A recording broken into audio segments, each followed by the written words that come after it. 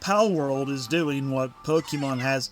So Pocket Pair does what Nintendo. I don't even really enjoy Pokemon. But I did. Like, let's not make that mistake. I'm one of those old schoolers. Do not cite the deep magic to me, witch. It was there when it was written. I had my rite of passage with Pokemon around the 7th grade. Carrying around the game brick in my pocket, obviously, not with this thing on, but carrying around the game brick and a deck of Pokemon cards in my pocket in 7th grade. And on top of that, I was watching the show whenever I could, whether it was on TV or rented VHS. So the love of Pokemon is not lost on me, but I'm bored with Pokemon.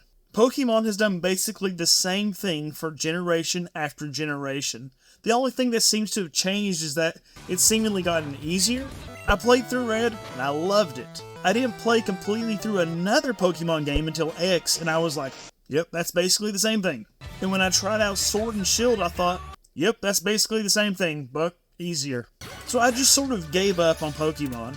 I still love the original 151 Pokemon so dearly, as any self-respecting millennial gamer should, but it's just sort of lost its magic.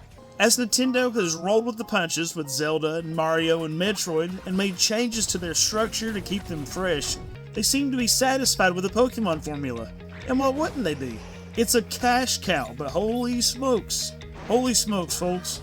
Palworld has come along and it is a force to be reckoned with. As of the recording of this video, it has sold around 6 million copies. That's more than Mario Wonder, in case you're, wondering.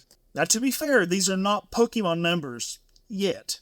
Many Pokemon games sell well into the 10 million plus mark, some doubling that and more, but 6 million in less than a week for a game that isn't Pokemon is pretty wild, and especially for a company that doesn't have the same pedigree that Nintendo does. So what's the deal? Well, after playing about 30 hours, I can safely say this game is wildly addictive. It seems to take the best aspects of many different games like Valheim, Rust, Monster Hunter, Breath of the Wild, Ark, and of course the Pokemon aesthetic with creatures, and just mash them all together. And it does this really well. Palworld has allowed us to do what we've always wanted to do with Pokemon. It's just, ironically enough, evolved. I say ironically enough because Pals don't actually evolve in Palworld, but Pokemon evolve, even though the formula hasn't. Whatever. I have so wanted to play in an open world like Palworld, do the crafting thing to build a base for me and my creature buddies, my real life buddies, get help from my Pokemon or Pal friends, and take on bosses. I've often wanted to just go fight some monsters myself and be active in the combat in Pokemon, and Palworld has allowed me to do that. While Pokemon admittedly has raids and whatever else, it's still lacking in the real sort of interaction that Palworld has. When a creature is sick, I can heal it, or I can butcher it. Now that may seem crazy, but it takes the shackles off and it lets me do that. It allows me to hunt pals for resources and food, like some Pokemon Ed Gein or something. I'm not just eating Slowpoke tails here, I'm eating freaking steaks made from these dudes. It's just a more realistic idea of what the world may actually look like with creatures like Pokemon. It's unshackled? Is that the word? Unshackled? Are there issues with this game? Absolutely. Remember, this is an early access game. Palworld has glitches at times, and sometimes your little pals don't want to do what you want them to do in your base, but shoot, remember that last Pokemon release? The performance in that game was a bit rough as well, as people reported. So that's really not enough of a justifying cause for not playing the game or suggesting its inferiority to Pokemon. Are the pals ripoffs of Pokemon models? Oh, absolutely. They're just different enough to hopefully avoid a lawsuit from Nintendo, but hey, imitation is the sincerest form of flattery, right?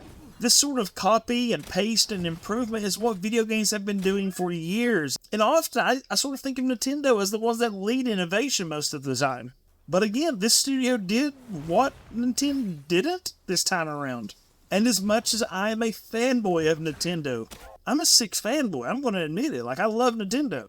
It's not enough that I'll deny how important this game is, and the undoubted influence that it is going to have on the market. After all, it's all about the Benjamins, baby, and this game is getting the Benjamins. Palworld has been billed by many with the shock and awe of Pokemon with guns. I should point out, I don't like Pokemon, and I don't like guns.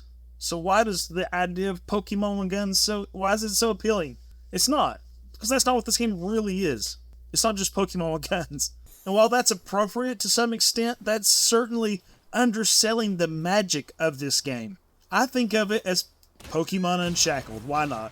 A Pokemon-like game for those who want to live in and manipulate a world teeming with the charm and life of Pokemon games, with the same freedom you'd have in games like Ark.